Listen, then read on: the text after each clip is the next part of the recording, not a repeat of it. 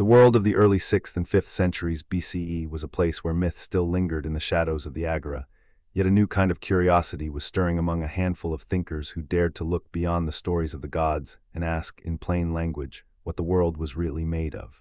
Imagine the coastline of Ionia, the salty breezes sweeping over the harbor of Miletus, the sun climbing each morning over the Aegean, the distant hum of ships unloading grain and oil.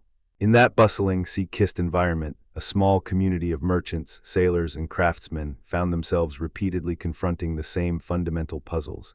Why does the sea rise and fall? Why does the sun appear to move across the sky? Why does rain fall from the clouds? For most, the answers were handed down in the form of divine will, but for a few, the questions demanded natural explanations. It was within this fertile intellectual soil that the Milesian school took root. The name itself, Milesian, refers to the city of Miletus, a thriving port that had become a crossroads of ideas, a place where the practical concerns of trade met the restless imagination of those who watched the tides and the stars. The Milesians were not philosophers in the later, systematic sense. They were what the Greeks would later call physiologoi, seekers of the underlying physis, the natural principle that could account for the observed order of the world.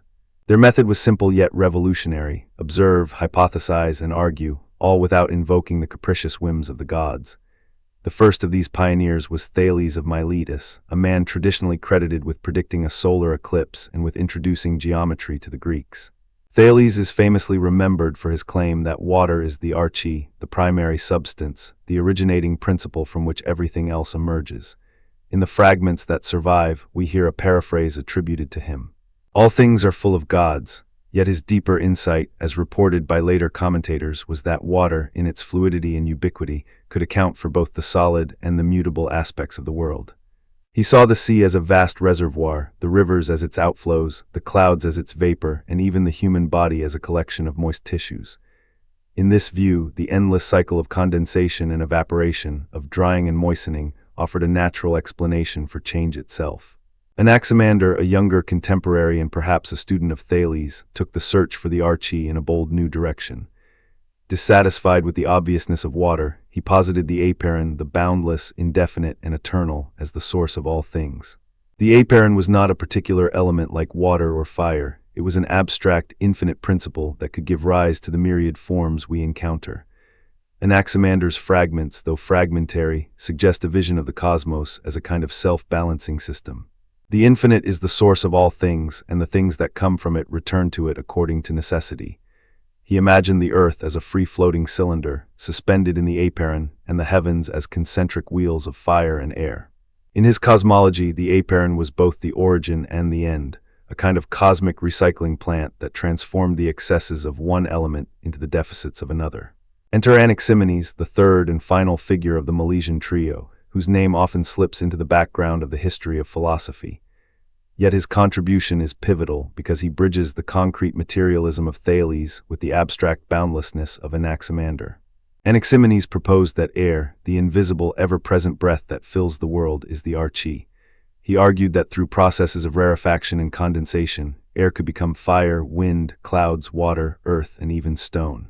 In his own words, as preserved by later writers, the first principle is air, for by rarefaction it becomes fire, and by condensation it becomes wind, then cloud, then water, then earth, then stone. This elegant chain of transformations offered a parsimonious account of the diversity of the natural world, while staying rooted in a substance that could be observed, felt, and measured. To understand how Anaximenes inherited and reacted to the ideas of his predecessors, we must first step into one of the most vivid, if partly legendary, moments of Milesian intellectual life. Picture the temple of Apollo at Miletus, its marble columns gleaming in the late afternoon sun, the scent of incense mingling with the salty breeze from the harbor. Inside, a gathering of the city's most curious minds, Thales, now an elder statesman of wisdom, Anaximander, the restless innovator, and the young Anaximenes, eager to prove his own insight, convened around a low stone bench. According to later tradition, the three philosophers engaged in a spirited debate over the primary substance. Thales, with a calm confidence, lifted a cup of water and declared, "All is water." Anaximander, his eyes alight with the abstract, gestured toward the endless horizon and countered, "No, the boundless is the source." Anaximenes, listening intently, inhaled the cool air of the temple and whispered, "Air moves us all. It is the breath of the world." The story, whether wholly factual or embellished by later biographers, captures the essence of the Milesian method, a respectful yet rigorous exchange of ideas, each thinker building upon and challenging the others. A second anecdote preserved in the writings of Diogenes Laertius offers a glimpse into the personal mentorship that shaped Anaximenes' thought. Diogenes recounts that Anaximenes was a devoted pupil of Anaximander, spending long hours in the elder's garden, watching the sun rise over the sea and noting how the morning light seemed to thin the air, making the world feel lighter, more luminous. Anaximander would often ask his apprentice to measure the temperature of the wind, to observe how a breath could be hot in winter and cool in summer, and to contemplate the way clouds gathered and dispersed. In one memorable episode, Anaximander challenged his student to explain why a stone, when thrown into the sea, would sink while a feather would float. The young Anaximenes, after days of observation, replied that the stone's density caused the surrounding air to condense around it, making it heavier than water, whereas the feather's lightness allowed the air to remain rarefied, keeping it aloft. Anaximander, impressed, praised his pupil's capacity to see the invisible processes, rarefaction and condensation, at work. This story, though filtered through centuries, underscores how Anaximenes' emphasis on air was not a random choice but the result of careful, empirical apprenticeship. Beyond the immediate circle of the Milesians, the broader pre-Socratic landscape was a tapestry of competing visions of change, permanence, and the underlying principle. Heraclitus of Ephesus, a contemporary a few decades later, famously declared that everything flows, panta re, and that fire, ever-changing, was the primary element. His emphasis on perpetual flux resonated with the Milesian focus on transformation, yet his choice of fire as the arche contrasted sharply with Anaximenes' air. The Pythagoreans, meanwhile, turned away from the material altogether, seeking a mathematical order behind the cosmos. They posited numbers and ratios as the true reality, arguing that the harmony of the spheres could be expressed in musical intervals. While the Pythagoreans seemed to abandon the search for a physical arche, their insistence on an underlying rational structure influenced later thinkers who sought a unifying principle that could be both material and orderly. Xenophanes, another critical voice, challenged the anthropomorphic depictions of the gods and warned against the hubris of claiming certainty about the divine. He asserted that the gods are not like mortals, and that human conceptions of divinity are merely projections. Though not directly a cosmological theorist, Xenophanes' critique of traditional myth paved the way for natural explanations, encouraging philosophers to look for impersonal, universal causes rather than attributing phenomena to capricious deities. Within this vibrant intellectual milieu, the Milesians offered concrete natural explanations for everyday phenomena, grounding their abstract principles in observable events. Consider the origin of rain. Thales, observing the cyclical pattern of clouds gathering over the sea and then releasing water, might have explained it as a process of water evaporating from the ocean, rising as a fine mist, condensing into clouds, and then returning as rain, a simple water cycle that fits neatly with his arche of water. Anaximander, with his apeiron, could describe rain as the excess of the boundless condensing into a denser form, a necessary outflow to maintain cosmic balance. Anaximenes, however, would articulate rain as the result of air becoming sufficiently condensed. He imagined that when the warm, thin air rises, it cools, its particles draw together, and the condensation forms droplets that fall when they become too heavy for the thin air to support. In his model, the very act of condensation, the transformation of air into water, is the mechanism that bridges the invisible and the visible. A second early natural explanation concerns the rise of the sun. For the ancient observer, the sun's daily journey across the sky seemed like a great chariot pulling itself along the heavens. Thales might have attributed this motion to a divine hand, yet he also hinted at natural causes, suggesting that the sun's heat causes the water in the atmosphere to evaporate, creating a mist that lifts the sun's image. Anaximander, with his concentric wheels of fire, imagined the sun as a fire-filled wheel that rotates around the earth, its motion governed by the balance of the apeiron. Anaximenes, focusing on air, could explain sunrise as the thinning of the night air, allowing the sun's rays to penetrate more easily, while sunset occurs when the air becomes denser, scattering the light and making the sun appear to sink. In each case, the phenomenon is interpreted through the lens of the philosopher's chosen arche, illustrating how the Milesian framework provided a flexible template for natural explanation. Yet the Milesian proposals did not exist in a vacuum. They encountered immediate and vigorous counterarguments from other emerging schools. The Eleatics, led by Parmenides, offered a starkly different view of reality. Parmenides argued that change is an illusion, that true being is unchanging, indivisible, and eternal. He famously declared, "What is, what is not, is not." From this standpoint, the very notion that air could rarefy into fire or condense into stone seemed impossible, because it implied transformation, which the Eleatics denied. The Eleatics would challenge Anaximenes by asking, if the world is composed of air that changes, how can we speak of a stable being? Are we not merely chasing shadows of an unchanging one? Their critique forced the Milesians to defend the reality of change, to show that transformation could be a legitimate process within a broader, perhaps more stable, framework. At the same time, the early atomists, Leucippus and Democritus, began to articulate a different kind of naturalism. They posited that the world is composed of indivisible particles, atoms, moving in the void. For them, the observable qualities of objects, hot, cold, wet, dry, arise from the shape, size, and arrangement of these atoms, not from a single underlying element like water or air. An atomist would question Anaximenes' reliance on a single fluid substance, asking, how can the diversity of the world be reduced to merely air, when we can observe that some things float, some sink, some burn, and some do not? Must we not posit a plurality of fundamental particles to account for these differences?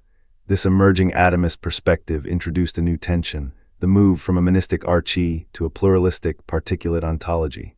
The dialogue between these positions is not merely an abstract academic exercise. It reflects a deeper philosophical struggle that still resonates today. The tension between unity and multiplicity, between change and permanence, between the material and the abstract. Anaximenes, standing at the crossroads of these debates, sought a middle path. By choosing air, a substance that is both visible in its motion and invisible in its essence, he could argue for a single underlying principle that nonetheless possessed the capacity for transformation. Air is, after all, the medium of breath, the carrier of sound, the force that lifts a sail, and the substance that can become both the lightest vapor and the heaviest stone through condensation. In this way, Anaximenes attempted to reconcile the Eleatics' demand for a stable underlying reality with the observable flux of the natural world. To appreciate the subtlety of Anaximenes' proposal, imagine an analogy that would have resonated with the Milesian audience. Consider a pot of water on a hearth. When the fire is low, the water remains calm, its surface smooth, a state of rarefaction where the particles are spread apart, resembling air in its most tenuous form. As the fire intensifies, the water begins to boil, bubbles forming as the heat forces the water molecules to separate, turning into steam, a process of rarefaction that transforms liquid into vapor. Conversely, if one were to cool the steam, it would condense back into droplets, then into a solid block of ice, a reverse condensation. In this everyday kitchen experiment, the same substance, water, passes through multiple states, each defined by the degree of rarefaction or condensation. Anaximenes saw air as the ultimate water of the cosmos, capable of undergoing similar transitions, thereby explaining the diversity of natural phenomena without invoking a multiplicity of distinct substances. The historical anecdotes we have already touched upon, the temple debate and the apprenticeship, also serve to illustrate how the Milesian thinkers were not merely isolated geniuses, but participants in a communal, dialogical tradition. The gathering at the Temple of Apollo, for instance, reflects the Greek cultural practice of symposium and public discourse, where philosophy was as much a social activity as an intellectual one. The story of Anaximenes' apprenticeship under Anaximander reveals a pedagogical lineage, a transmission of observational techniques and methodological rigor. In both cases, the emphasis is on observation, on the careful watching of natural processes, and on the willingness to revise one's hypothesis in light of new evidence, a hallmark of the scientific spirit that would later be formalized in the modern era. Cross-referencing these Milesian ideas with the broader philosophical currents of the time deepens our understanding of their significance. Heraclitus' doctrine of fire, as the ever-changing element, can be seen as a foil to Anaximenes' air. While Heraclitus emphasized the constant tension and opposition, fire turning to water, water turning to fire, Anaximenes offered a more linear, gradational model. Air simply becomes denser or thinner, moving along a spectrum of states. The Pythagoreans, with their focus on numerical harmony, might have found Anaximenes' model unsatisfying because it lacked the precise ratios that the Pythagoreans believed governed the cosmos. Yet the Pythagorean emphasis on harmony can be linked to Anaximenes' view that the transformations of air follow natural laws, a kind of hidden order that ensures the stability of the world despite its apparent fluidity. Xenophanes, by challenging anthropomorphic deities, indirectly supported the Milesian shift toward natural explanations. If the gods are not responsible for the rain, then the rain must have a natural cause. Anaximenes' condensation of air into water provides precisely that cause, removing the need for divine intervention. Moreover, Xenophanes' skepticism about human knowledge resonates with the Milesian humility. They did not claim to possess ultimate truth, but rather offered provisional models based on observation. The Eleatics, meanwhile, forced the Milesians to confront the philosophical problem of being versus becoming. Parmenides' argument that what is, and that nothing comes from nothing seems to contradict the Milesian acceptance of transformation. Yet Anaximenes could respond by distinguishing between the underlying principle, air, which is unchanging in its essence, and the myriad forms it takes through rarefaction and condensation, which are the changing appearances. In this sense, the Eleatic critique sharpened the Milesian theory, compelling it to articulate a more nuanced ontology that accommodates both stability and change. The atomists, on the other hand, introduced a different challenge: the need for a plurality of indivisible particles to explain the diversity of material properties. While Anaximenes' air could account for many phenomena through degrees of density, it struggled to explain why certain objects, such as metals, possess a hardness that seems resistant to simple condensation. The atomists would argue that the hardness of metal arises from the shape and arrangement of its constituent atoms, not merely from the density of a fluid medium. This debate foreshadows Imagine, for a moment, standing on a windswept hill in ancient Miletus, the salty breath of the Aegean brushing your cheek, the sky a seamless dome of blue that seems to pulse with an invisible life. It is in that very breath, that very movement of air, that the pre-Socratic thinker Anaximenes of Miletus saw the answer to the most fundamental question of his time: what is the underlying substance, the arche, of all things? He did not reach for an abstract, boundless void, nor for a hidden number, but for something you could feel, see, and hear, the very medium that fills our lungs and lifts a sail. In his own words, preserved only in fragments, he declared, "Air is the primary principle, and it is the source of all that exists." This simple, almost poetic claim becomes the cornerstone of a doctrine that seeks to explain fire, wind, clouds, water, earth, and stone through the twin processes of rarefaction and condensation. To understand how Anaximenes builds his theory, we must first grasp what he meant by rarefaction and condensation.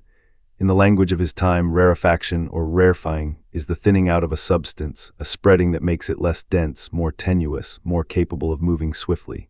Condensation, by contrast, is the gathering together, the becoming denser, the gathering of particles into a tighter mass. Think of a balloon. When you let the air out, the gas spreads, the balloon shrinks, the air becomes rarer. When you blow into it, the balloon expands, the air becomes more compressed. Anaximenes imagined that the same two motions operate on the single substance of air, and that by varying the degree of these motions, the whole spectrum of material reality emerges. When air is rarefied to its utmost, it becomes fire.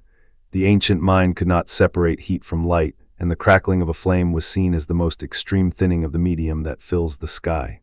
Anaximenes therefore explained lightning as the ultimate rarefaction of air, the moment when the invisible becomes visible in a flash of brilliance. Picture a summer thunderstorm. The sky darkens, the air feels heavy, then a sudden, blinding streak cuts across the heavens. In Anaximenes' terms, that flash is the air stretched so thin that it ignites, turning into fire for an instant before collapsing back into the storm. He would have said that the same principle that lifts a kite also creates the bolt that splits the clouds. Conversely, when air condenses, it becomes water, then earth, then stone. The first stage of condensation, the gathering of vapor into droplets, yields clouds and rain. Imagine a cold winter morning, the breath of a traveler steaming into the frigid air, the droplets forming on the surface of a stone. Anaximenes famously demonstrated this process to his students by breathing onto a cold metal plate. The warm air from his lungs met the chilled surface, and tiny droplets formed, glistening like a miniature rainstorm. This simple experiment, recounted by later commentators, served as a tangible illustration of how the invisible can become visible through condensation. When enough of those droplets coalesce, they fall as rain, nourishing the earth, filling rivers, and eventually solidifying into the soil that supports life. But the story does not stop at water. As condensation continues, the density of the material increases further. The water that gathers in a riverbed over time becomes mud, then compacted earth, and finally stone. In Anaximenes' view, the stone of a mountain is simply air that has been compressed to the point where its particles can no longer move freely, locked in a rigid lattice. The same principle that creates a gentle breeze can, by sufficient compression, produce the unyielding hardness of basalt. This seamless chain from the lightest, most mobile element to the heaviest, most inert, is what makes his doctrine so compelling. A single principle transformed by two opposite motions accounts for the entire diversity of the natural world. Why then did Anaximenes choose air, a visible and mobile element, over the more abstract apeiron of his predecessor Anaximander? The answer lies in the philosophical climate of the early 6th century BCE. Anaximander's apeiron was a boundless, indefinite source, an elegant metaphysical hypothesis, but one that offered little in the way of observable phenomena. Anaximenes, perhaps seeking a more empirical foothold, turned to what could be directly perceived. Air is not only visible in its effects, wind rustling leaves, clouds drifting across the sky, it is also a medium that can be felt, breathed, and even manipulated. By grounding his arche in something that everyday experience affirms, he moved philosophy a step closer to what we would now call natural science. He was, in effect, saying, if we are to explain the world, let us begin with what we can see and touch, not with an abstract void that eludes the senses. This shift reflects an early methodological turn toward observation, a hallmark of the Milesian school that would echo through the ages. Consider also the anecdote of Anaximenes' ship-sight experiment, recorded by later scholars. He stood on the shore and watched a ship sailing away toward the horizon. As the vessel receded, the hull seemed to sink lower, eventually disappearing beneath a thin line of mist. Anaximenes explained this phenomenon by noting that the air between the observer and the ship becomes increasingly rarefied with distance, thinning to the point where the ship's outline can no longer be discerned. In his words, the farther the object, the rarer the air that separates us, and thus the less we see. This observation links the visual disappearance of distant objects directly to the rarefaction of air, reinforcing his claim that the qualities of visibility and invisibility themselves are governed by the same process that creates fire and water. It is a vivid illustration of how a simple, everyday sight can become a philosophical proof. The logical elegance of Anaximenes' system did not go unnoticed by later thinkers. Aristotle, writing centuries later, acknowledges Anaximenes in his own treatise on the elements. He says, among the early philosophers, Anaximenes holds that air is the primary element, and that by rarefaction it becomes fire, and by condensation it becomes water, earth, and stone. Aristotle, while developing his own four-element theory, still gives credit to the notion that air occupies a central place among the fundamental substances. In the Neoplatonic tradition, Plotinus speaks of pneuma, the breath of the soul, as a subtle, animating principle that permeates the cosmos. Plotinus writes, the soul's breath, the pneuma, is the intermediate between the intelligible and the material, a living air that carries the divine down into matter. Though Plotinus' metaphysics diverge sharply from the Milesian naturalism, the echo of Anaximenes' airy arche persists, transformed into a spiritual concept that still emphasizes the primacy of a mobile, life-giving medium. Anaximenes' doctrine also resonates with the teachings of Heraclitus, who famously declared that everything flows. Heraclitus' logos, the rational principle that underlies change, can be read in parallel with the constant motion of air in Anaximenes' thought. Both philosophers see the world as a dynamic process rather than a static collection of unchanging substances. Where Heraclitus emphasizes the perpetual flux of opposites, fire and water, hot and cold, Anaximenes provides a concrete mechanism. The very same air, through rarefaction and condensation, embodies those opposites. In this way, the Milesian view can be seen as an early attempt to give a physical account to the philosophical insight that change is the only constant. Yet no doctrine is without its critics. The Pythagoreans, who placed mathematics at the heart of reality, offered a sharp counterargument. They argued that a qualitative element such as air cannot account for the quantitative order that underlies the cosmos. To them, numbers, ratios, and harmonies explain the structure of music, the geometry of the heavens, and the proportions of the human body. They would have asked, how does the mere thinning or thickening of air produce the precise ratios that govern planetary motion? For the Pythagoreans, the world's regularities demanded an abstract, mathematical principle, not a mutable substance. Their critique highlights a fundamental philosophical divide, whether the foundation of reality is best understood through observable qualities or through abstract quantities. A second, more modern critique comes from the realm of physics. In the 20th century, scientists discovered that what we call air is not a singular, homogeneous substance, but a mixture of gases, primarily nitrogen, oxygen, argon, carbon dioxide, and trace amounts of others. Moreover, the behavior of these gases is described by the laws of thermodynamics and kinetic theory, which explain pressure, temperature, and phase changes in precise, quantitative terms. From this perspective, Anaximenes' claim that a single element, air, can transform into fire, water, earth, and stone appears untenable. Modern chemistry tells us that fire is a chemical reaction involving oxygen, but it is not simply rarefied air. Water is a compound of hydrogen and oxygen, not condensed air. This shift from a qualitative, elemental framework to a quantitative, molecular one underscores how scientific progress can overturn ancient metaphysical models, even as those models retain historical and philosophical value. Returning to the concrete examples that illustrate Anaximenes' process, let us examine rain more closely.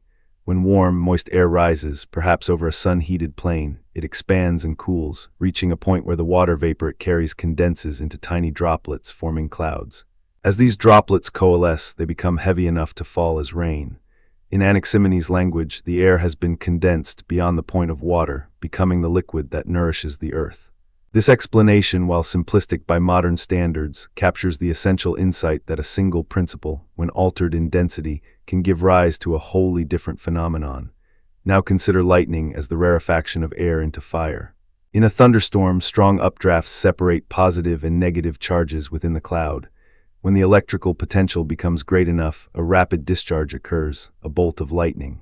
Anaximenes would describe this as the air being stretched to its thinnest possible state, the particles moving so swiftly that they ignite, producing a flash of fire that momentarily bridges the gap between cloud and ground.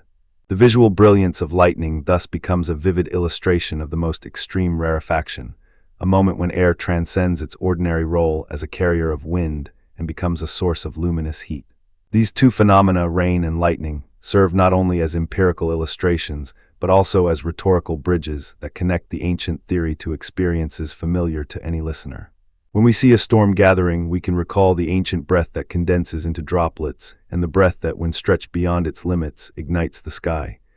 In this way, Anaximenes' doctrine retains a poetic resonance that modern science, for all its precision, sometimes lacks. The historical anecdotes we mentioned earlier, breathing onto a cold surface and the ship sight experiment, do more than add color. They reveal the pedagogical methods of early Greek philosophers. Anaximenes did not merely lecture from a podium. He demonstrated, he observed, he invited his audience to witness the transformation of air before their eyes. By breathing onto a chilled metal plate, he showed how the warm, less dense air could be forced to relinquish its moisture, producing visible droplets. By watching a ship disappear over the horizon, he linked the visual phenomenon to the invisible thinning of the medium between observer and object. These demonstrations embody the spirit of inquiry that would later blossom into the empirical traditions of the scientific revolution. Cross-referencing further, we see that Anaximenes' airy arche finds echoes in the Stoic concept of pneuma, the vital breath that organizes matter and gives it cohesion. The Stoics, building on earlier materialist ideas, held that pneuma is a mixture of fire and air, a subtle force that pervades the cosmos. While the Stoics introduced a more complex hierarchy of subtle and gross pneuma, the underlying intuition that a breath-like principle animates the world remains traceable to Anaximenes. Even in medieval Islamic philosophy, thinkers such as Al-Farabi and Avicenna discuss air as one of the elemental substances, reflecting a continuity of thought that stretches across cultures and centuries. In the modern philosophical landscape, the notion of a single underlying substance has been revived in various guises. Contemporary discussions of fundamental fields in physics, such as the Higgs field or the quantum vacuum, echo the ancient search for an arche. While the language and mathematics have evolved dramatically, the metaphysical question remains: is there a single, simple entity from which all complexity emerges? Anaximenes' answer was air, a choice grounded in sensory experience. Modern physics would answer with quantum fields, but both share the ambition to reduce the manifold to a single principle. Let us now turn to the Pythagorean critique in more detail, because it reveals a deeper tension between two ways of knowing. The Pythagoreans, led by figures like Philolaus and later by Euclid, argued that numbers are the true reality. They observed that musical intervals follow simple ratios, octaves, fifths, fourths, and they extended this insight to the cosmos, proposing that the planets move in harmonious proportions. For them, the world's order is numerical, not elemental. They might have asked Anaximenes, if air alone can become fire and water, how do you account for the precise ratios that govern the motion of the heavens? In response, Anaximenes could point to the continuous gradations of rarefaction and condensation as a kind of natural scaling, but he would lack the mathematical apparatus to translate those gradations into numerical ratios. This dialogue between the Milesians and the Pythagoreans foreshadows the later Platonic synthesis, where the world of forms, mathematical ideals, and the world of matter, substance, are reconciled. The modern physics critique, meanwhile, forces us to confront the very definition of air. In the 18th century, chemists like Lavoisier dissected the composition of the atmosphere, discovering that it is a mixture, not a singular element. In the 20th century, Maxwell's equations described electromagnetic waves traveling through the vacuum, while the kinetic theory of gases explained pressure as the result of countless molecular collisions. From this perspective, the ancient idea that air becomes fire is metaphorical rather than literal. Fire, in modern terms, is a rapid oxidation reaction, oxygen from the air reacting with a fuel, while water is a compound of hydrogen and oxygen, formed not by condensation of air but by chemical synthesis. Yet even in this scientific context, the metaphor retains a heuristic value. It reminds us that changes in density and energy state can produce qualitatively different phenomena. In reflecting on Anaximenes' choice of air, we might ask ourselves why a visible, mobile element appealed more than the abstract apeiron. Perhaps the answer lies in the human desire for tangible explanations. When Anaximander posited an indefinite boundlessness, he offered a principle that was philosophically elegant but phenomenologically elusive. Air, by contrast, is something we inhale, something that moves the sails of ships, something that shapes clouds and storms. By rooting his arche in the observable, Anaximenes made philosophy accessible to the senses, paving the way for a tradition that values empirical observation. This methodological shift is one of the most significant legacies of the Milesian school. The move from abstract speculation to concrete demonstration. Consider also the broader cultural context of Miletus, a bustling port city where trade, navigation, and the exchange of ideas were daily realities. Mariners relied on wind patterns, sailors watched clouds to predict weather, and merchants observed the condensation of dew on their goods. In such an environment, air was not a mere abstraction. It was a central factor in survival and prosperity. It is no surprise, then, that a thinker emerging from this milieu would elevate air to the status of the fundamental principle. The practical concerns of daily life thus intertwined with metaphysical speculation, illustrating how philosophy does not exist in a vacuum, but is shaped by the lived experiences of its authors. When we compare Anaximenes to later thinkers, the thread of air as arche weaves through centuries. Aristotle, while rejecting the idea that air alone can generate all other elements, still placed air as one of the four primary substances, each capable of transforming into another through the processes of heating and cooling. Plotinus, centuries later, speaks of pneuma as the breath of the divine, an intermediary that carries the intelligible into the material realm. Even the early modern philosopher René Descartes, in his mechanistic view of the world, posits a plenum of subtle matter that fills all space, reminiscent of an all-pervasive medium. Though each thinker reshapes the concept to fit their own metaphysical framework, the underlying intuition that a subtle, pervasive principle underlies the diversity of phenomena remains a constant. Let us revisit the ship-site anecdote, this time with a modern twist. Imagine a modern observer on a coast, watching a cargo vessel recede beyond the curvature of the Earth. The hull disappears not because the air has become rarer, but because the Earth's surface curves away and the line of sight is obstructed. Yet, Anaximenes' explanation that the intervening air becomes increasingly rarefied offers an early attempt to link perception with the properties of the medium. This illustrates how early philosophers used the best available observations to construct explanatory models, even when those models would later be refined or replaced. Their willingness to hypothesize about the invisible, air's density, the horizon's nature, demonstrates a remarkable intellectual courage. Turning now to the concrete process of condensation, let us imagine the formation of a river.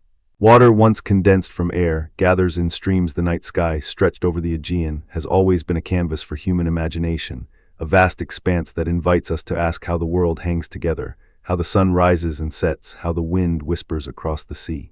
In the 6th century BCE, a thinker from Miletus named Anaximenes took up that question with a simplicity that is both striking and, in many ways, profoundly modern. He proposed that the single underlying principle, the arche, was not water, as his teacher Anaximander had suggested, nor fire, as Heraclitus would later argue, but air, pneuma, the breath of the cosmos. From that single, invisible substance he wove a full cosmology, a natural philosophy that attempted to explain the shape of the earth, the motion of the heavens, and even the trembling of the ground beneath our feet. In this segment we will follow the threads of his thought, examine the way he built his model of a flat disk earth floating on a sea of air, explore his explanations of seasonal change and earthquakes. Hear the anecdotes that bring his ideas to life, and then place his system in dialogue with later thinkers, from Aristotle's geocentric spheres to the Stoic concept of pneuma. From Ptolemy's epicycles to the atomists who would later challenge his continuity. By the end, you may find that Anaximenes, though ancient, still offers a lens through which we can contemplate the relationship between the visible and the invisible, the solid and the fluid, the calm and the storm. Let us begin with the image that Anaximenes offered of the earth itself. He imagined the world as a flat disk, a circular plane that rested upon the breadth of the heavens.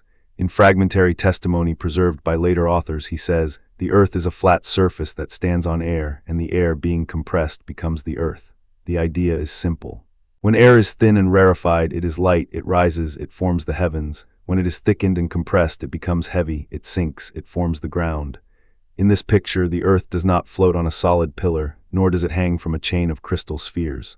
It is supported by the very substance that also makes the clouds and the wind.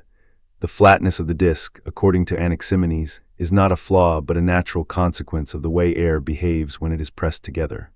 The edges of the disk, he thought, taper off into the surrounding air, much as a shallow bowl blends into the water that surrounds it. The heavens, in his view, are not a series of concentric spheres, but wheels of fire carried aloft by the same moving air. He described the sun, the moon, and the stars as wheels of fire that spin within the air, their brightness a function of the intensity of the fire that fuels them. When the air becomes more rarefied, it carries these wheels higher, making them appear smaller and dimmer.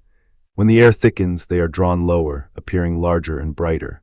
This dynamic explains not only the daily rise and set of the sun, but also its changing size across the seasons. Anaximenes imagined that the sun's wheel was not fixed at a constant distance from the earth, but that its altitude varied according to the density of the surrounding air. In the summer, when the air near the earth is more compressed, the sun's wheel is drawn nearer, bathing the disk in a longer, hotter light. In winter, the opposite occurs. The air thins, the wheel lifts, and the daylight shortens. He famously wrote, "When the air becomes thinner, the sun is higher and the days are longer. When the air becomes thicker, the sun is lower and the days are shorter." This elegant, if speculative, mechanism links the observable pattern of seasons directly to the physical properties of his primary element. From this basic premise, Anaximenes derived an explanation for weather itself. He saw wind as the movement of air in different states of density, a kind of breathing of the world. A gentle breeze, he said, is the light, rarefied air flowing across the surface of the earth, while a storm is the sudden condensation of air into a denser, more turbulent form. In this way, rain, hail, and even thunder become manifestations of the same substance shifting from one state to another. The ancient Greeks, lacking the modern concepts of condensation and evaporation, nevertheless captured an intuitive truth: that the sky's moisture is tied to the movement and transformation of air. Anaximenes' account of weather, though lacking the precise chemistry we now possess, anticipates the modern view that atmospheric pressure differences drive winds, and that water vapor condensing into droplets is a phase change of the same fluid. To illustrate his theory of seasonal change, let us consider a concrete example that ancient readers might have imagined. Imagine a farmer in the fertile valleys of Ionia, watching the lengthening days of spring. As the air over the fields becomes more compressed by the warming sun, the farmer observes the sun's wheel drawing nearer, the shadows shortening, the soil warming. The crops respond, sprouting leaves that drink the increasingly abundant light. According to Anaximenes, this is no coincidence. The very thickness of the air, the degree to which it is pressed upon the earth, directly determines the sun's position and thus the season.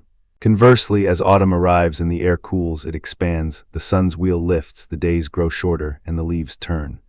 The farmer, without knowing about the tilt of the Earth's axis, can still attribute these changes to a measurable property of the air. In this sense, Anaximenes provides a naturalistic, mechanistic explanation for a phenomenon that had long been wrapped in myth.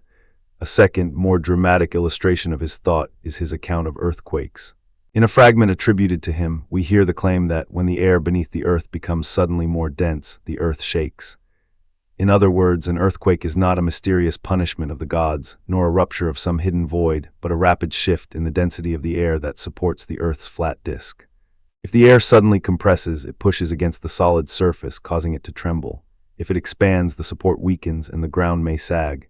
This explanation, while primitive, anticipates the modern understanding that seismic activity is driven by sudden changes in stress within the Earth's crust, though we now know those stresses arise from tectonic plates rather than the movement of a surrounding atmosphere. Still, the core idea that a change in an invisible fluid medium can produce a visible, solid disturbance shows a remarkable continuity with later scientific thought. Now let us turn to the human stories that surround these ideas, the anecdotes that bring the ancient philosopher out of the realm of abstract fragments and into lived experience. The first tale comes from the maritime world, where the power of wind is most palpable. According to a later Hellenistic source, a ship captain named Thales, navigating the treacherous straits of the Hellespont, once found himself becalmed for days. The crew grew restless, the provisions dwindled, and the captain feared the loss of his vessel. In desperation, Thales sent a messenger to Miletus, seeking counsel from the philosopher who had taught that wind is simply air in motion, changing from rarefied to dense states. Anaximenes, upon hearing the plea, advised the captain to observe the direction of the sun's reflection on the water at dawn and dusk. He explained that the sun's wheel, moving higher in the summer, would cause the air near the surface to become more rarefied in the early morning, creating a gentle easterly breeze. By positioning the sails to catch this subtle wind, the captain could coax his ship forward. Thales followed the advice, and as the morning light rose, a faint breeze filled the sails, carrying the ship safely through the strait. The story, whether apocryphal or not, illustrates how Anaximenes' theory of air could be applied in a practical, life-saving manner. It also shows the philosopher's willingness to engage with the everyday concerns of sailors, traders, and farmers, people whose lives were directly shaped by the very winds he sought to explain. The second anecdote takes us into the intellectual arena of a public debate in the early Hellenistic period, perhaps in the gymnasium of Alexandria, where a young Stoic commentator named Diodorus challenged Anaximenes' flat earth model.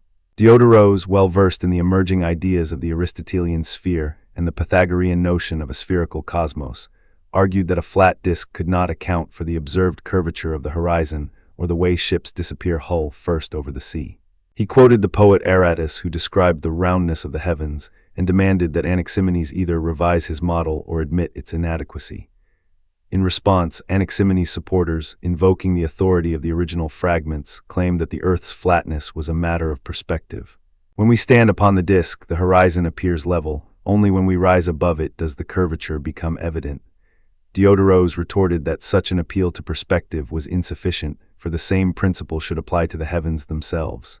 The debate grew heated, with the audience divided between those who favored the elegant simplicity of the airy flat Earth and those who were drawn to the emerging geometrical models.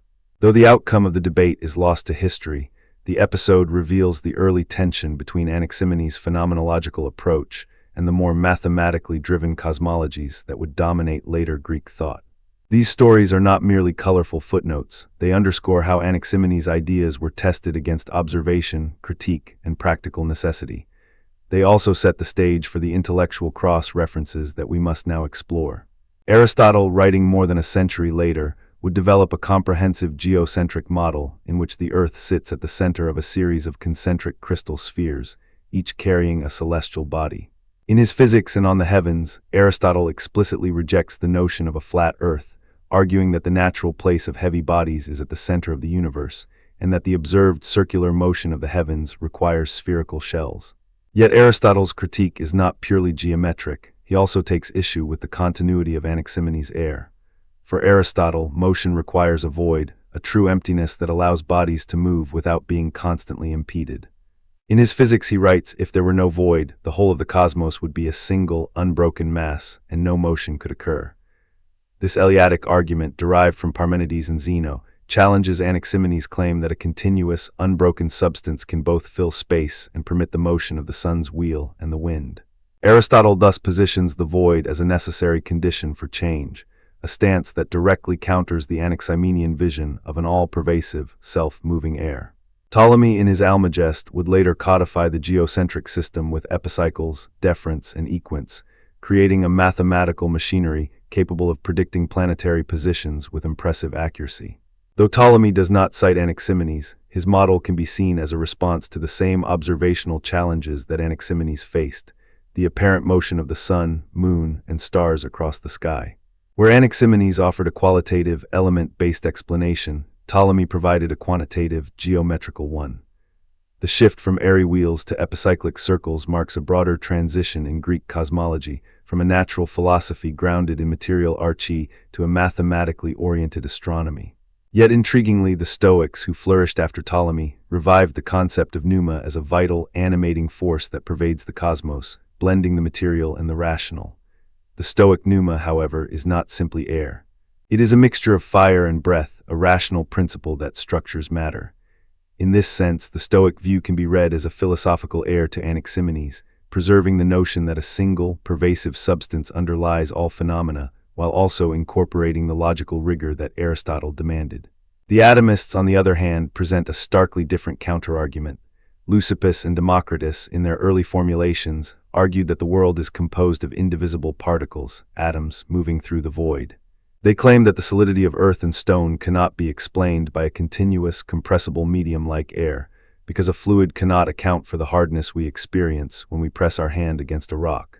In a fragment attributed to Democritus, he says, "The earth is not a thickened air, but a multitude of minute particles, each with its own shape and size, pressed together in the void." This atomist critique attacks the core of Anaximenes' system. If air can become earth by compression, why does it not simply flow back into a liquid state under the same pressure? The atomists answer that the discrete nature of particles allows for stable, solid configurations that a homogeneous fluid cannot sustain. Their argument introduces the idea of a void as not just a space for motion, but as an essential component of material existence, a void that is empty, not filled with a subtle air. Returning to Anaximenes, we might ask, how does his model hold up against modern scientific understanding? While we now know that the Earth is a sphere, that the atmosphere is a thin layer of gases surrounding it, and that celestial bodies move according to gravitational dynamics, the spirit of his inquiry persists. Modern meteorology still treats the atmosphere as a fluid whose density, temperature, and pressure gradients drive weather patterns.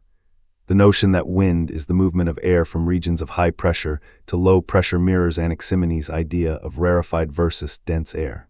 Seasonal changes, too, are linked to the tilt of the Earth and the resulting variations in solar insolation, which can be analogized to his thickening and thinning of the air layer. Even the concept of earthquakes as sudden releases of stored energy resonates with his description of abrupt shifts in air density, albeit now understood in terms of tectonic stress rather than atmospheric pressure.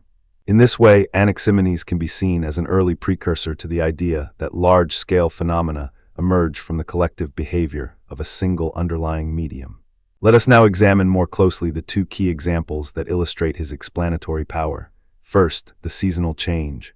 Anaximenes posited that the sun's wheel is drawn nearer or farther from the earth depending on the thickness of the air layer. Imagine the air as a pliable sheet, like a stretched membrane. When the sun's heat warms the lower layers, the air becomes more compressed, the membrane sagging slightly, pulling the sun's wheel closer. The result is longer days, stronger heat, and the flourishing of crops. When the cooling season arrives, the air expands, the membrane lifts, and the sun's wheel rises, shortening the daylight. This metaphor of a membrane, though not used by Anaximenes himself, captures the intuitive logic of his model. The atmosphere is not a static container, but an active participant in the dance of celestial bodies.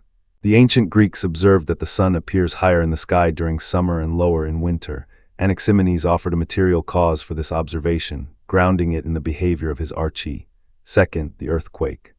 In an ancient commentary, perhaps by Simplicius, we find a passage that expands on Anaximenes' claim. When the air beneath the earth contracts suddenly, the earth trembles as if struck by a hammer. To visualize this, picture a thick blanket spread over a table. If you press down quickly on one corner, the blanket will ripple and the table may shake. The sudden compression creates a wave that propagates through the solid surface. Anaximenes imagined a similar process on a planetary scale. The air ever in motion can experience rapid densification, perhaps due to a sudden cooling or a shift in wind patterns, and this abrupt change pushes against the Earth's disk, causing it to quake. While modern seismology attributes earthquakes to the release of elastic strain along fault lines, the underlying principle, that an invisible, fluid medium can exert force on a solid body, remains a point of conceptual continuity. The ship captain's anecdote also serves as a practical illustration of the wind theory. By observing the angle of the sun's reflection and anticipating the rarefaction of air in the early morning, the captain harnessed a subtle breeze that would have been invisible to those lacking a theoretical framework. This example demonstrates how a philosophical model can translate into tangible technology, a precursor to the way modern meteorology informs aviation and marine navigation. The Hellenistic debate over the flat Earth, meanwhile, highlights the growing importance of empirical observation and geometric reasoning.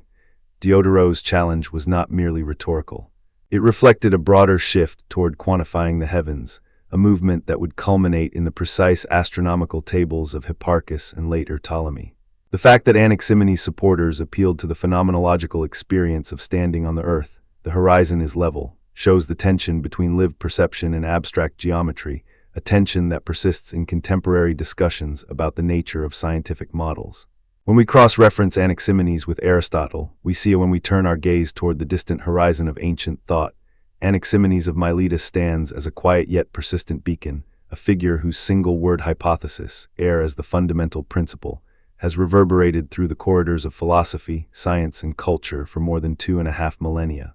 In this segment, we will trace the winding path of his idea, following its reception among the great thinkers of antiquity, its subtle reshaping in the medieval manuscript tradition, its revival during the Renaissance, and its surprising echoes in the laboratory of the early modern scientist and the speculative theories of 19th-century vitalists. We will also hear the voices that opposed it, from the mechanistic rigor of René Descartes to the bewildering quantum vacuum of contemporary physics. By listening to these dialogues, we may glimpse how a single element, air, has served as a conceptual bridge between the ancient quest for a single arche circumflex and the modern search for emergent properties in complex systems. Aristotle, whose own metaphysical project was to catalogue and evaluate the teachings of the pre-Socratic sages, treated Anaximenes with a mixture of respect and skepticism. In the Metaphysics I-2, 1015-1016a, he writes, Anaximenes, following the footsteps of his predecessor, holds that the underlying substance is air, which by rarefaction becomes fire and by condensation becomes water, earth, and stone. Aristotle acknowledges the elegance of the rarefaction-condensation schema, noting that it provides a naturalistic mechanism for change without invoking the supernatural. Yet he also objects, insisting that the notion of air as a substance lacks the explanatory power required to account for the diversity of qualities we observe.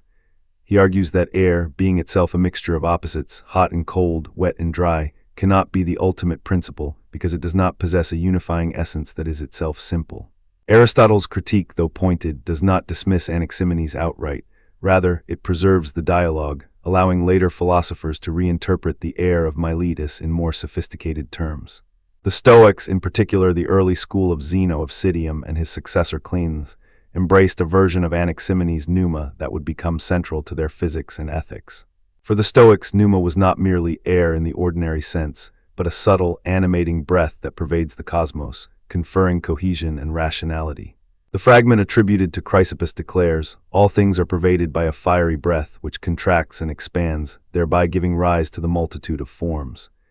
Here we see a direct lineage from Anaximenes' rarefaction condensation to the Stoic concept of a continuous, tension-filled medium. The Stoic pneuma functioned both as the physical substrate, what we might now call a field or an ether, and as the rational principle, logos, that orders the universe. In this synthesis, the ancient notion of air acquires a moral dimension, suggesting that the very breath that shapes clouds and winds also shapes the soul. The transmission of this idea did not remain confined to the Greek world. In the early medieval period, as the classical texts were copied and glossed in the scriptoria of monasteries, a curious marginal note appears in a 9th-century manuscript of Aristotle's Physics.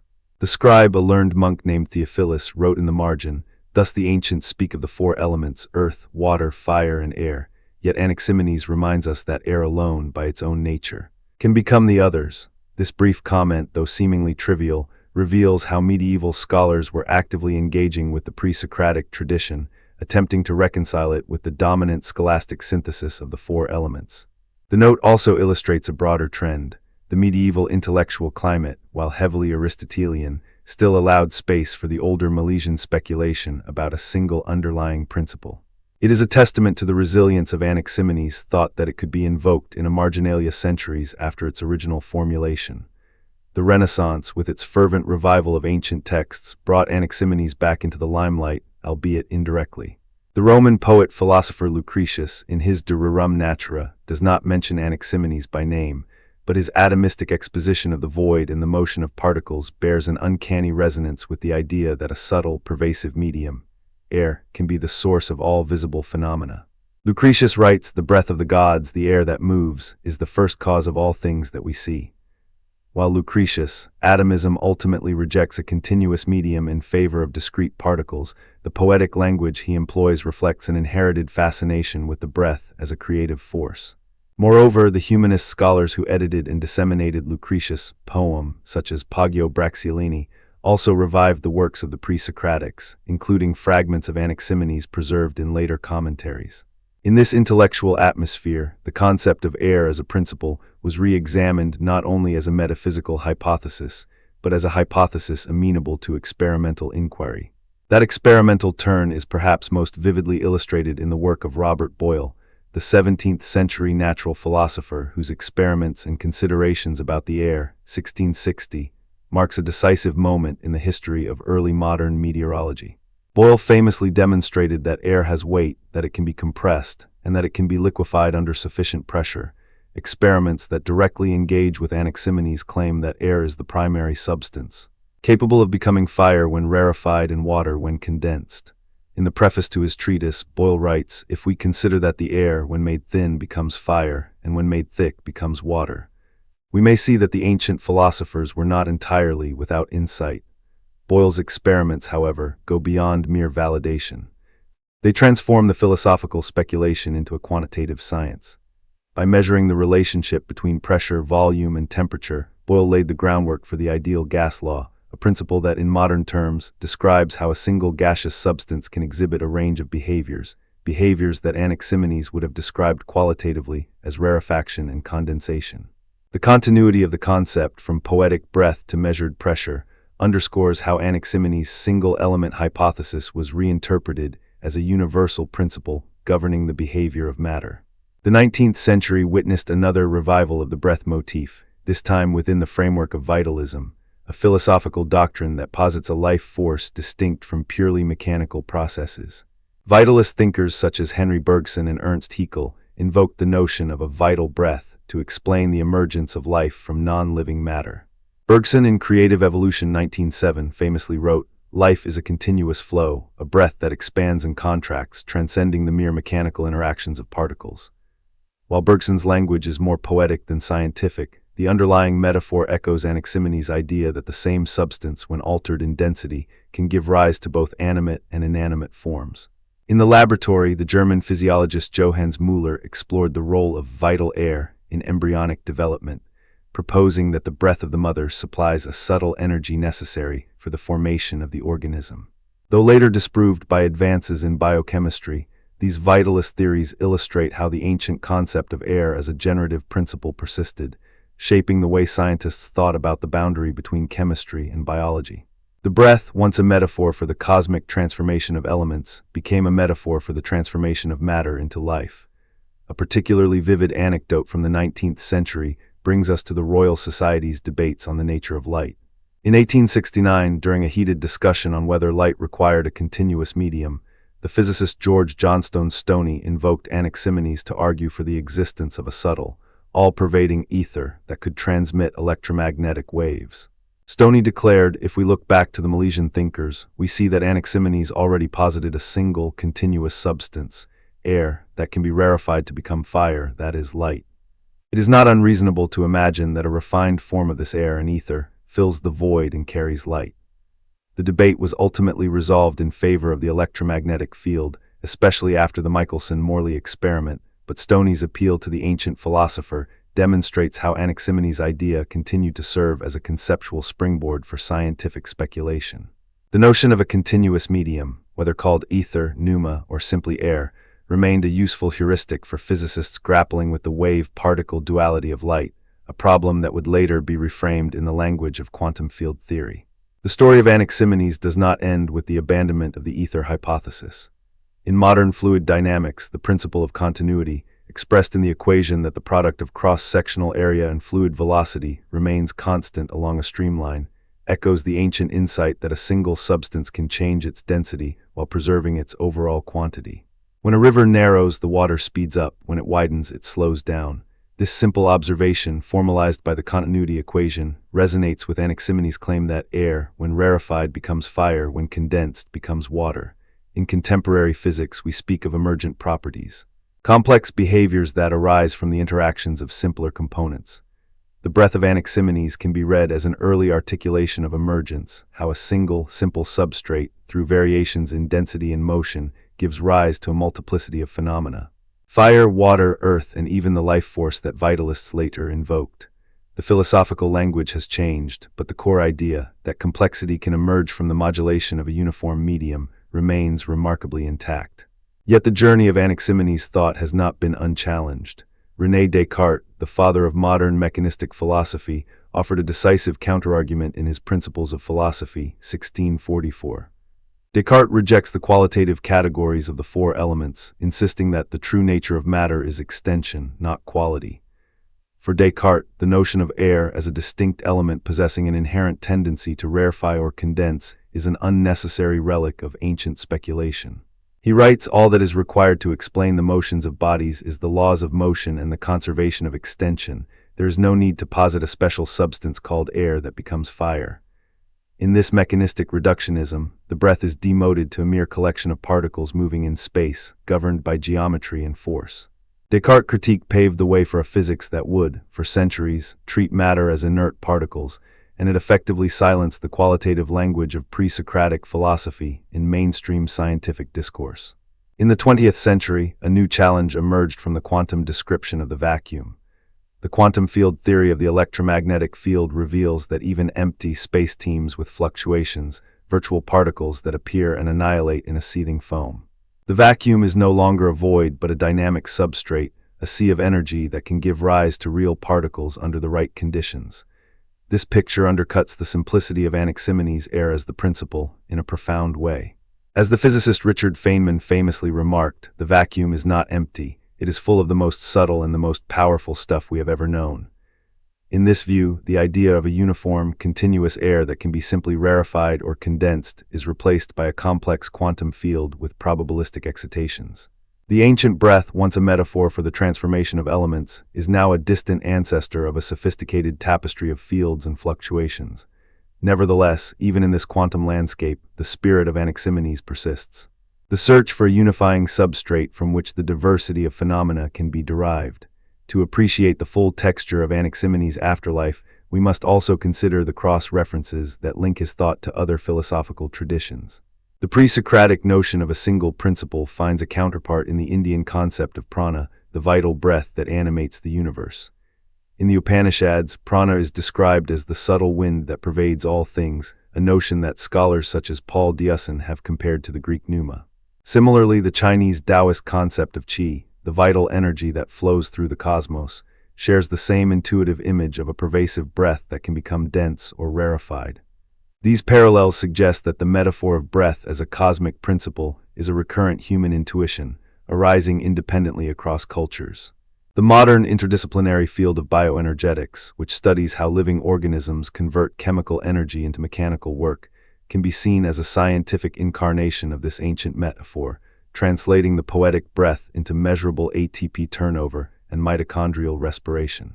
Returning to the ancient sources, we can hear directly from Anaximenes himself, albeit through the fragments preserved by later authors. In the fragment reported by Simplicius, Anaximenes is quoted as saying, "Air is the source of all things. By rarefaction it becomes fire, by condensation it becomes water, earth, and stone." This terse statement encapsulates the entire cosmology. A single observable substance undergoing changes in density gives rise to the full spectrum of material reality. The elegance of this claim lies in its explanatory parsimony. A single variable, air, accounts for the transformation of all known elements. Aristotle, while critiquing the lack of a unifying essence, nevertheless acknowledges the explanatory power of the rarefaction-condensation mechanism, noting that the same principle can account for the diversity of qualities without invoking multiple primary substances. This subtle concession by Aristotle kept the door open for later thinkers to reinterpret air in more abstract terms, such as the Stoic pneuma or the medieval ether. The medieval marginal note we mentioned earlier also illustrates how scholars attempted to integrate Anaximenes into the dominant Aristotelian schema. By linking Anaximenes to the four classical elements, the monk Theophilus was not merely preserving a historical curiosity. He was actively negotiating the tension between a monistic principle and a pluralistic elemental framework. This negotiation mirrors the later scientific debates in which a single substrate, be it ether, a fluid, or a quantum field, is invoked to explain a multiplicity of phenomena. The pattern repeats, a unifying hypothesis emerges, faces criticism, is reformulated, and re-emerges in new guises. The Renaissance revival through Lucretius and the natural philosophers of the 16th and 17th centuries also involved a shift from philosophical speculation to empirical investigation. The Italian physician and botanist Girolamo Fracastoro, for example, wrote in his De Contagione 1546 that the breath of the heavens, the subtle air, carries both disease and health. Fracastoro's notion of contagion via fine, invisible medium anticipates the later germ theory. But it also reflects the lingering belief that a pervasive breath can transmit both physical and metaphysical qualities. This belief dovetails with the early modern experiments on air pressure and composition, where the invisible medium becomes a tangible object of study. In the early modern period, the transition from qualitative to quantitative description of air was dramatically illustrated by the work of Evangelista Torricelli, who in 1643 invented the mercury barometer. Torricelli's experiment demonstrated that air exerts pressure, and that this pressure can be measured as the height of a mercury column. Though Torricelli did not explicitly cite Anaximenes, his discovery provided a concrete, numerical grounding for the ancient claim that air possesses an active, transformative capacity. The barometric measurement of atmospheric pressure gave scientists a tool to quantify the rarefaction that Anaximenes had described metaphorically. In this sense, the ancient principle was reframed in the language of physics. Air as a fluid with measurable density, capable of exerting force, and thus capable of being the engine of weather, respiration, and even fire. Robert Boyle's experiments, mentioned earlier, took this quantification further. Boyle's famous air pump allowed him to create a near vacuum, demonstrating that when air is sufficiently rarefied, it loses its ability to support combustion. A modern analog to Anaximenes' claim that fire arises from highly rarefied air. Conversely, Boyle showed that compressing air could produce water through the condensation of vapor, a process that mirrors the ancient condensation of air into water. In his The Skeptical Chimist, 1661, Boyle writes, "The air, when compressed, yields a substance that we call water. When expanded, it becomes the fire that gives light." While Boyle's language is more precise, the structural similarity to the Milesian schema is unmistakable. By placing Anaximenes' ideas within an experimental framework, Boyle helped to transform a philosophical hypothesis into a testable scientific theory, a transformation that would become the hallmark of the scientific revolution. The 19th century vitalist theories, while ultimately supplanted by biochemistry, continued to draw on the breath metaphor. The French physiologist Claude Bernard, in his Introduction to the Study of Experimental Medicine, 1865, warned against reducing life to mere when we pause for a moment and look back across the long, winding road of Western thought.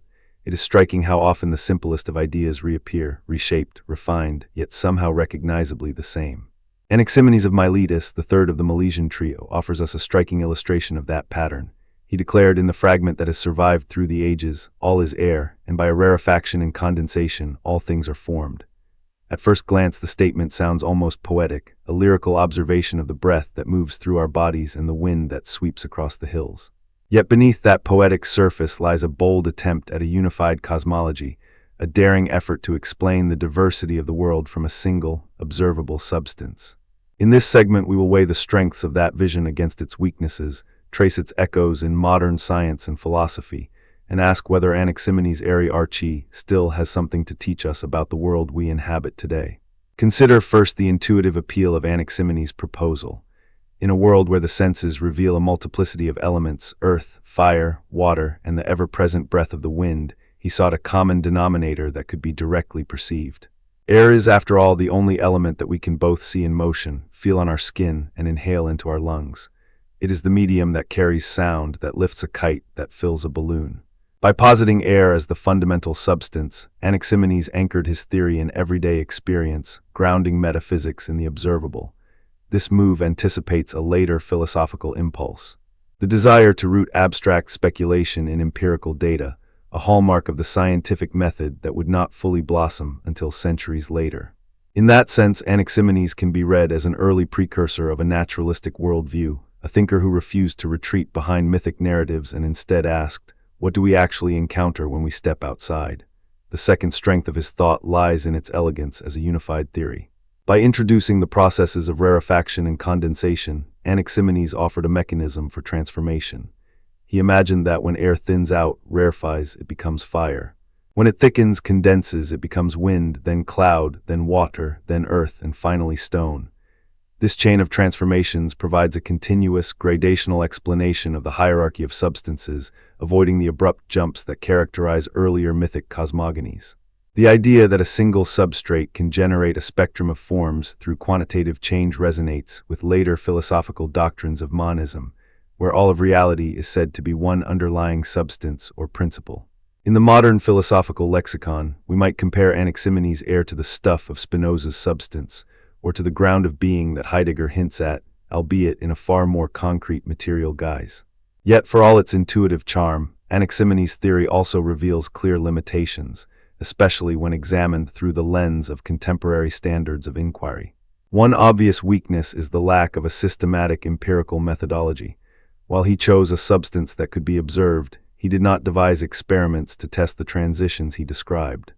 The notion that rarefied air becomes fire, for instance, is not something that can be demonstrated in a laboratory, at least not without the intervening steps of chemical combustion that we now understand to involve oxygen reacting with fuels, a process far more complex than a simple thinning of a homogeneous vapor.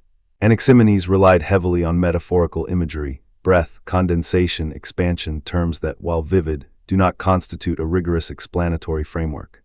In the words of the later philosopher Thomas Kuhn, scientific progress requires not only a paradigm, but also a method for testing its predictions. Anaximenes offered the former without the latter.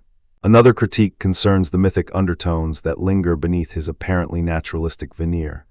The image of breath, the very act of exhalation, is intimately tied to human life. By projecting the human act of breathing onto the cosmos, Anaximenes arguably anthropomorphizes the universe, attributing to it a process that is fundamentally human. This anthropocentric projection becomes apparent when we ask, is the cosmos really breathing in the same way we do, or are we simply imposing our own physiological experience onto the vast, indifferent expanse of space? The critique that his model is anthropocentric will reappear in contemporary discussions of cosmology, where scholars caution against reading human-scale phenomena into the fabric of the universe without adequate justification.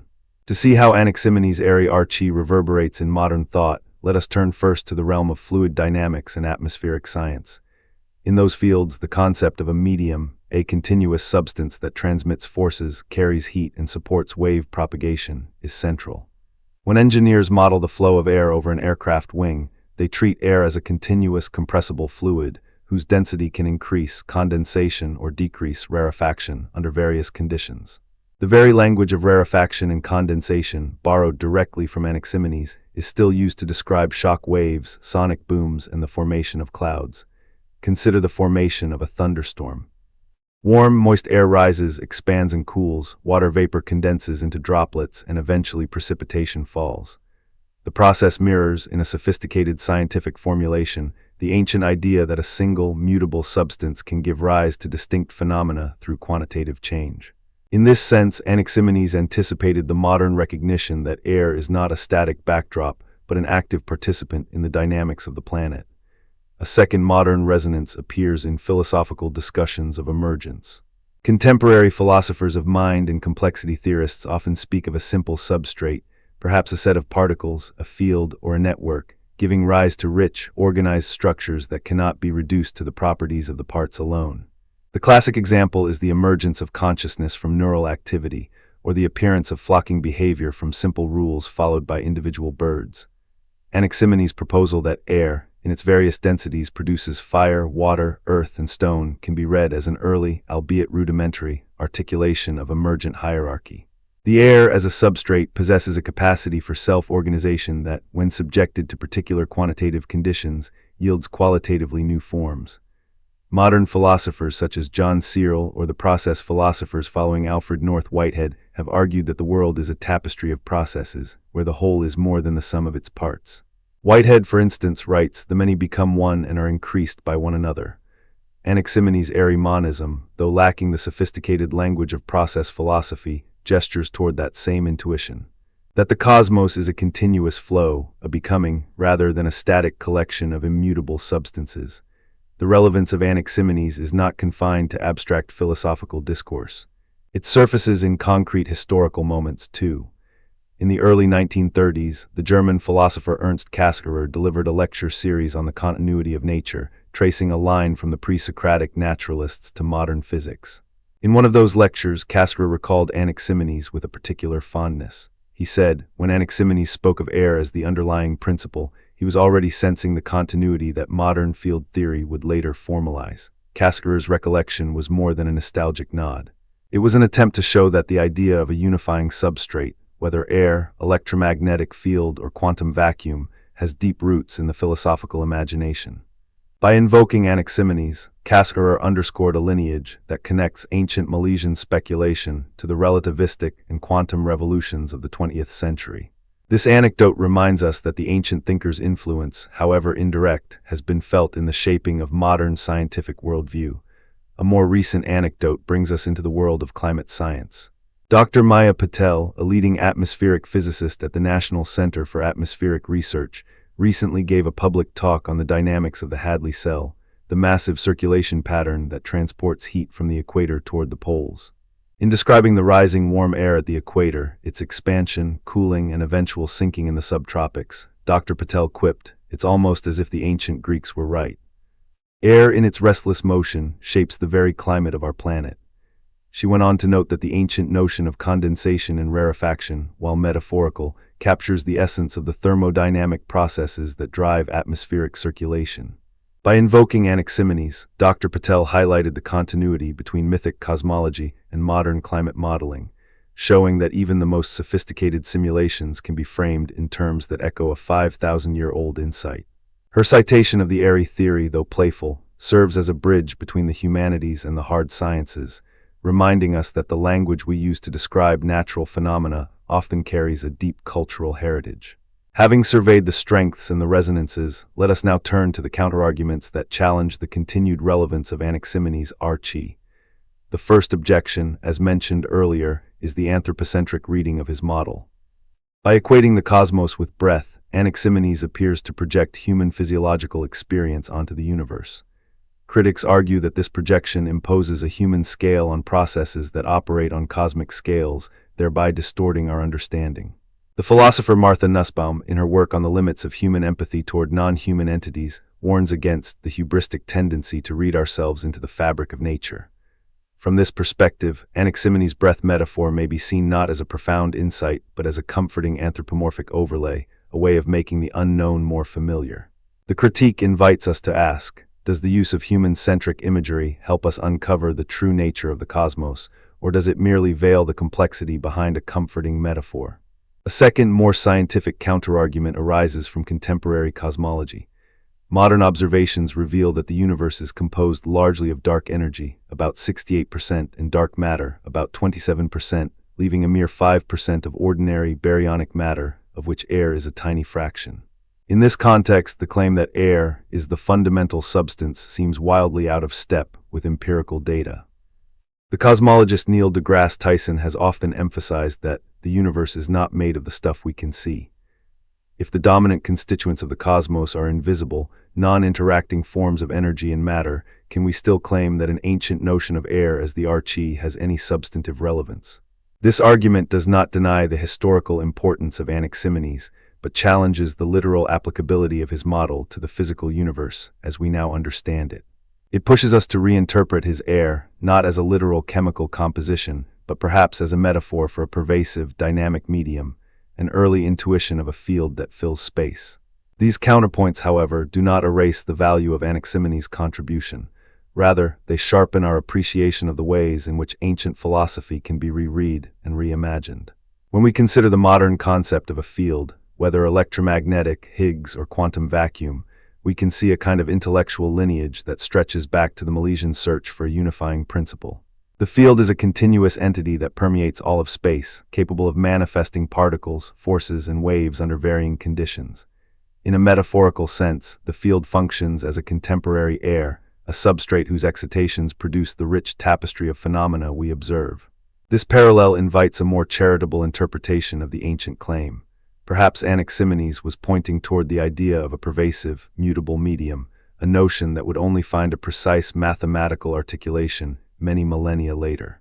Let us now reflect on how Anaximenes' thought interacts with broader philosophical themes that dominate contemporary discourse. Monism, the doctrine that all of reality is ultimately one substance or principle, finds an early expression in his airy monism. While later monists such as Spinoza would argue for an infinite, self-causing substance, Anaximenes offered a more modest, material monism anchored in the observable. Materialism, especially in its physicalist form, similarly echoes his commitment to a tangible substrate. Yet Anaximenes differs from strict reductionist materialism because he allows for qualitative transformation through quantitative change, a notion that anticipates the modern view that emergent properties cannot always be reduced to the sum of their parts. Process philosophy, particularly in the work of Whitehead, emphasizes becoming over static being, a perspective that aligns strikingly with Anaximenes' dynamic vision of air constantly rarefying and condensing. Whitehead's concept of actual occasions, the fundamental events that constitute reality, could be seen as a sophisticated reinterpretation of the ancient idea that the universe is a series of transformations of a single, ever-changing medium. In the realm of scientific methodology, Anaximenes' approach can be juxtaposed with the modern emphasis on falsifiability. While his theory lacks the experimental rigor demanded today, it does embody a heuristic spirit. Propose a simple hypothesis that can, in principle, be tested against observations. If we imagine a thought experiment where we could systematically vary the density of a gas and observe the emergence of different states, we would be performing a kind of empirical probe that mirrors his rarefaction condensation schema. The modern physicist's use of high-pressure chambers, where gases are compressed to the point of liquefaction or solidification, can be viewed as a distant descendant of Anaximenes' intuitive experiment in the mind's eye. In that sense, his legacy lives on in the very practice of probing matter under extreme conditions to reveal its hidden phases. The practical implications of his airy arche also surface in contemporary environmental ethics. If we accept that air, understood broadly as the atmosphere, is a fundamental substrate that gives rise to all life, then the protection of air quality becomes not merely a matter of human health but a philosophical imperative. The ancient notion that the cosmos is suffused with a single life-giving medium invites a holistic view of ecological stewardship, one that resonates with modern deep ecology thinkers such as Nice, who argue for an intrinsic value in the natural world. By tracing the lineage from Anaximenes' reverence for air to today's climate activism, we can see how a metaphysical claim can translate into ethical action. Returning to the earlier historical anecdotes, we can draw a line from Casper's lecture to the present day, observing how each generation reinterprets the Milesian insight to fit its own intellectual climate. In the 1930s, Casper saw in Anaximenes a precursor to the continuity of fields that would later be articulated by quantum theory. In the 21st century, Dr. Patel sees in the same ancient words a poetic framing for the complex circulation patterns that determine our weather and climate. Both scholars, though separated by a century, recognize a shared thread, the idea that the universe is animated by a medium that is both continuous and mutable. Their reflections illustrate how Anaximenes' simple claim can be a mirror, reflecting the concerns and tools of each era. Now, let us entertain a thought experiment that brings these ideas into sharper focus. Imagine a planet where the atmosphere is composed of a dense, nitrogen-rich gas that behaves, under certain temperature regimes, like a supercritical fluid. In that environment, rarefaction of the gas could lead to a plasma state, while condensation could produce exotic liquid crystals. The planet's weather, geology, and even biology would be shaped by the fluid dynamics of that single, all-encompassing medium. In such a world, the ancient Milesian claim that all is air would take on a literal, empirical validity. Yet on Earth, the diversity of elements and forces makes the picture more complicated. Still, the thought experiment underscores a core insight of Anaximenes, that the properties of a single substrate, when subjected to varying conditions, can generate a remarkable variety of phenomena. This insight remains a cornerstone of modern physics, where phase transitions, solid to liquid, liquid to gas, gas to plasma, are understood as transformations of the same underlying particles. The critique that the universe's composition is dominated by dark matter and dark energy adds another layer to this discussion. If we reinterpret air, not as literal atmospheric gas but as a metaphor for a pervasive, invisible field, then the dark sector could be seen as a modern incarnation of Anaximenes' invisible medium. The dark energy that drives cosmic acceleration, for instance, behaves like a pressure that fills space, a sort of cosmic breath that expands the fabric of the universe. Some speculative cosmologists have even suggested that dark energy could be related to a vacuum energy, a field that, like air, has properties of tension and density. While this analogy stretches the ancient concept to its limits, it demonstrates that the desire to locate a unifying medium persists, even as the scientific vocabulary evolves. In evaluating Anaximenes, we must also consider the broader cultural context of his time. The Milesian philosophers were pioneering a move away from mythic explanations toward rational inquiry. Yet they were still embedded in a culture that revered the gods, that performed rituals to appease the winds, and that saw the sky as a divine realm. Anaximenes' choice of air, a substance associated both with the divine breath of the gods and with the mundane act of breathing, allowed him to straddle the sacred and the empirical. This duality may have contributed to the durability of his idea, making it flexible enough to be reinterpreted across ages. The mythic resonance of breath, life, spirit, the pneuma of Stoic philosophy, ensured that his arche would not be dismissed as merely a crude physical hypothesis, but would retain a symbolic potency that philosophers and scientists could draw upon. When we examine the counterargument that Anaximenes projects,